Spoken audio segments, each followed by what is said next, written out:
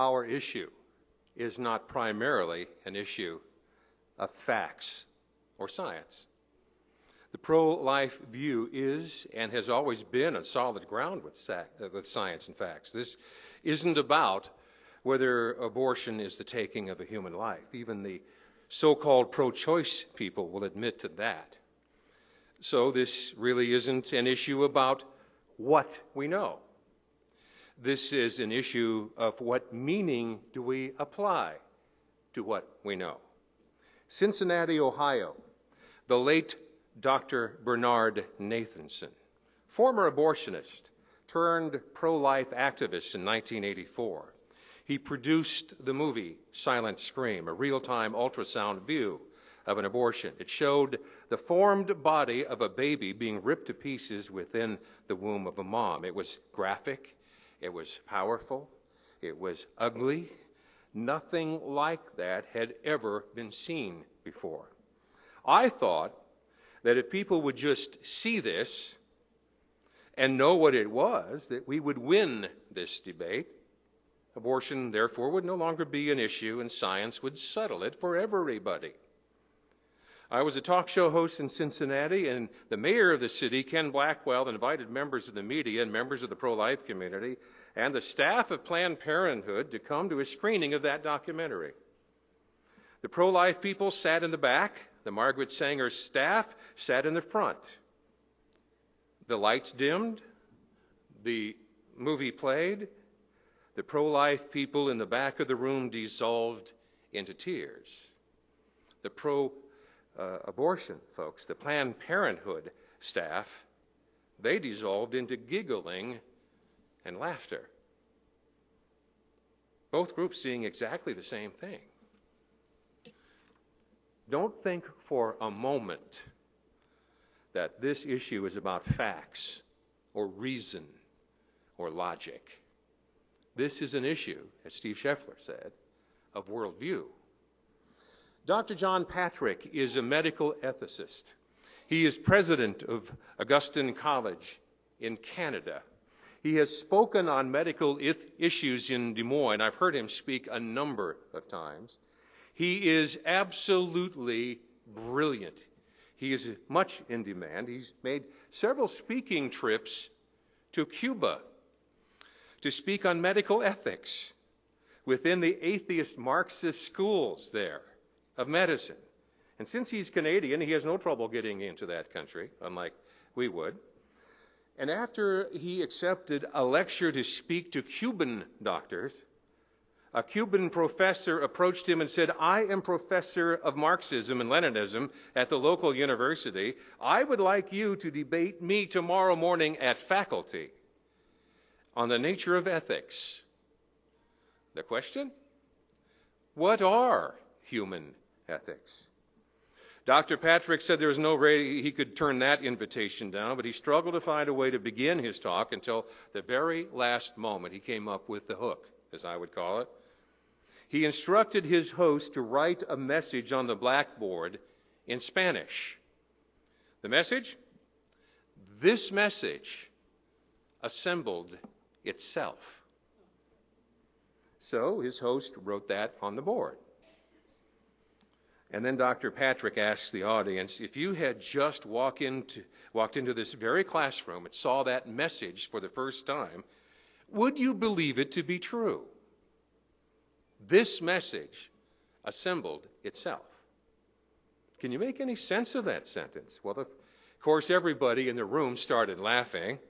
It's perfectly grammatical to say this message assembled itself, but the meaning is absent. It's nonsense, right? Self-refuting, is it not? Then Dr. Patrick went to the board and crossed out the word message and wrote in DNA, the genetic code. Then he said, but do you believe that sentence? This DNA assembled itself. And don't you see? It's the same sentence. All I have to do is translate the word message into scientific jargon, and you believe it. John Patrick said, now in Cuba, the audience burst into applause. I'd won the debate right then. They had lived under scientific materialism long enough to understand that I had just taken it to pieces. Isn't it remarkable that at the heart of your cells there is not just an inchoate mass, but there is a message? A message so powerful, so complex, so intricate, written in code, which describes you and me. Dr. Francis Collins is the director of the Human Genome Project. He is the author of the book, The Language of God. And in the documentary From Darwin to Hitler, he said, man is a special creature. We are not just part of a random evolutionary process with no purpose. People have compared the genome, the Human Genome Project, to splitting the atom or going to the moon. And he said, I don't think that's an extreme idea. This is our own instruction book. If you printed out the sentence in the sequence of the human genome on regular paper with regular font size, and you stapled it all together and you piled it up, it would be as tall as the Washington Monument. And you have that information inside each cell of your body. How did this all happen? Dr. Collins asks. He says, I'm a scientist, I'm a physician, and I'm a believer in God. So what's this all about, this clash of ideas and worldviews? It's a clash between those of us who see meaning in life because we know that life didn't just happen, and those who don't. Between those who see the world as lovingly built by a creator who knew and loved us before the foundation of the earth, and those who don't. For us, God's moral universe is not expanding. What was wrong in the beginning is still wrong today. Ethics don't evolve because God's nature doesn't. Number one, life is a gift of our Creator. Number two, life has meaning because we are the image bearers of God. Number three, life was significant because it was declared so even before the foundation of the earth. Number four, we come factory equipped with a never dying soul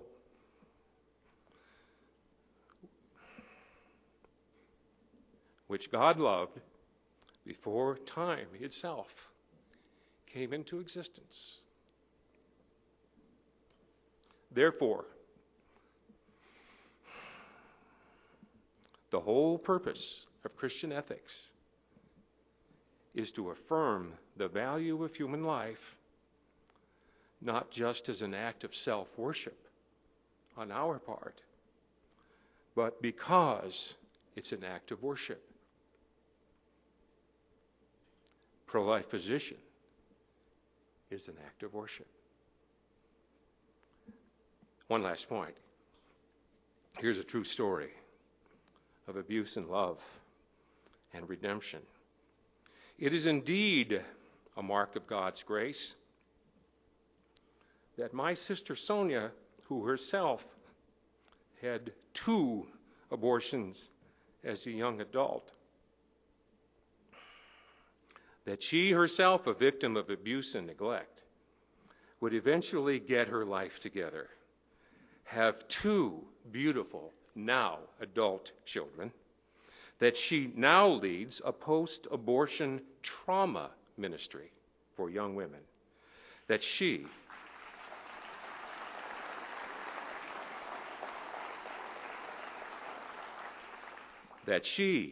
is in the people repair business while she herself remains under repair. By the way, under repair pretty much describes the rest of us too, if we're honest about it. Her daughter, Kristen, beautiful woman, looks like a Gelfin. from the Muppets Dark Crystal movie, if you remember that, if you have kids. If you ever had any kids while the video gear was there, you remember what Gelfins looked like. Anyway, a petite young lady, just married, artistic, trained to be a craftsman. Making gorgeous hand-built jewelry was her calling. Driving in California traffic in her first new car, run off the road by someone invading her lane. Car rolls, and as the car rolls, the centrifugal force throws her arms through the open sunroof of her car, severing her fingers from her right hand and breaking her neck. Months in pain, recovering in a neck brace, learning to rely on her other hand, knowing she can never resume the career for which she was trained, Kristen survived her ordeal. She restarted her new married life. She wanted children, told the odds were against that. Started making her family available for adoption of a baby. Kristen puts her family up on adoption lists all over the place looking for one. My sister Sonia, through all of this, is struggling with her own personal history. She wonders, God, am I the one? I'm the one who killed my babies. I'm the one who deserves this pain. My daughter is a good person. She's done everything right. Is she being punished for my sin? Sonia sees all of these women in counseling that are getting pregnant and popping out kids right and left. And many of them are nowhere close to being fit moms yet. That's why they're in counseling in the first place. And Sonia thinks, my own daughter who desperately wants a baby and can't have one, I don't understand your purpose, God. There are no easy answers to questions like that. Here's the rest of the story. Kristen begins the adoption search, just as they think they have found a suitable mom who's looking for somebody to adopt her baby. Kristen is told by the doctor, "You're pregnant."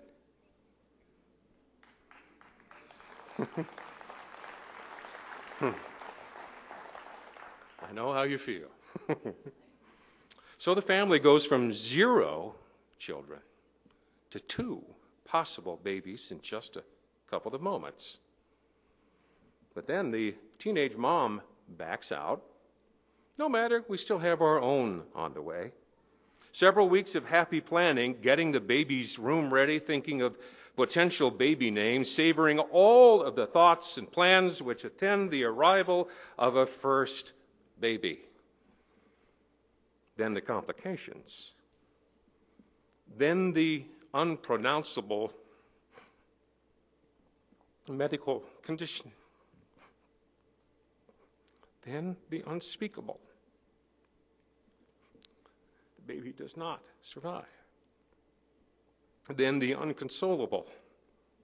The loss. The questions come back. Sonia begins to doubt. God, I'm the sinner. I'm the one you should be angry with. Please punish me, not her. By now, you really want to hear something hopeful, and something about strength, and something about character, and something about God's grace under testing. I know I do. So, without an adopted baby, and without her own, Kristen's body is confused. It's producing milk for a non-existent baby. Lots of milk. And again, she puts her baby up on the adoption list and begins the waiting process all over. And she pumps the milk, lots of milk. She freezes the milk. She stores the milk. She waits for a call from the adoption people. By the way, you can see Kristen's family adoption profile up on my Facebook if you're curious. Kristen is waiting and praying, and she's waiting and pumping, and she fills up the freezer. So is that it? That's the end of the story? No. She went out and bought a bigger freezer. A much bigger freezer. Praying and waiting and pumping, in that order. Last weekend, my sister Sonia called to say that a 15-year-old pregnant girl living in a group home has seen Kristen's profile on the internet and wanted to give them a baby. This could be as soon as summer. By the way, the adoption counselor told my sister, the 15-year-old mom, upon seeing Kristen's profile on the internet, I just wish she could adopt me too. Does this mean that this is all the done deal? That the girl won't change her mind? Or maybe even lose the baby like Kristen did? No, of course not. There are hundreds of things that could happen between then and now that could mess this up. So what happens then? She'll just go out and buy another freezer. Why? Because this message of life does not assemble itself. Thanks for listening.